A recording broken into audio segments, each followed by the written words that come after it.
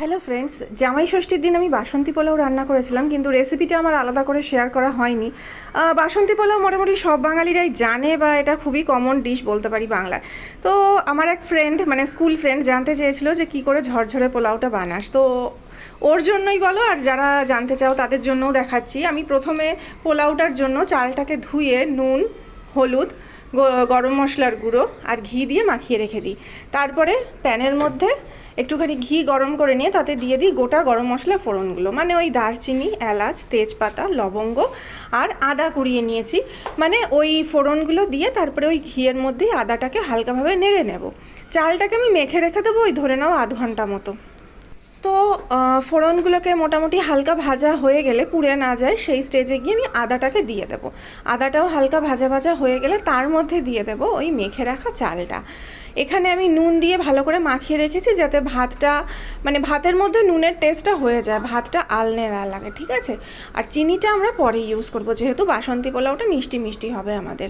তো তোমরা দেখতেই পাচ্ছ যে আমি ফোড়নগুলোকে ভালোভাবে নেড়ে নিচ্ছি। এখানে আর আমরা আলাদা করে কোনো হলুদ ফলুদের ইউজ করব না, ঠিক আছে।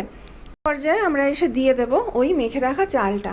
তো এটা বলে রাখি যে মশলার সাথে চালটাকে কিন্তু ভালোভাবে নেড়ে ভাজা ভাজা মতো করতে হবে। চালটা ভালো ভাজা না হলে কিন্তু দলা দলা হয়ে যাবে লাস্টে, মানে ওই ঝরঝরে পোলাও ব্যাপারটা কিন্তু হবে না। এই কারণের জন্য মোটামুটি আমরা ভালো করে ভেজে নেব। চালটার মধ্যে একটা সাদা সাদা ভাব চলে আসবে, যতটা সুন্দর ভাজা হবে দেখবে একটু হালকা, মানে ফুটফুট আওয়াজ মতো হয় অনেক সময় চালগুলো যখন ফোটে।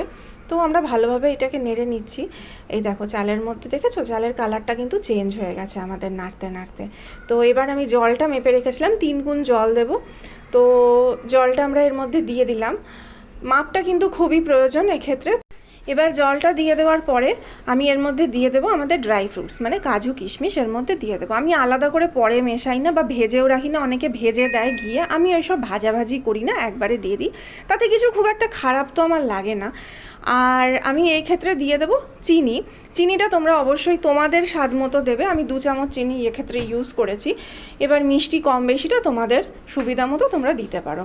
ব্যাস সব কিছু মিশিয়ে দিলাম। আর লাস্টে দিয়ে দেবো, আমার কাছে যেহেতু মিঠা আতর নেই, গোলাপ জল আর কেওড়ার জল ছিল, আমি ওটাই দিয়ে দেবো।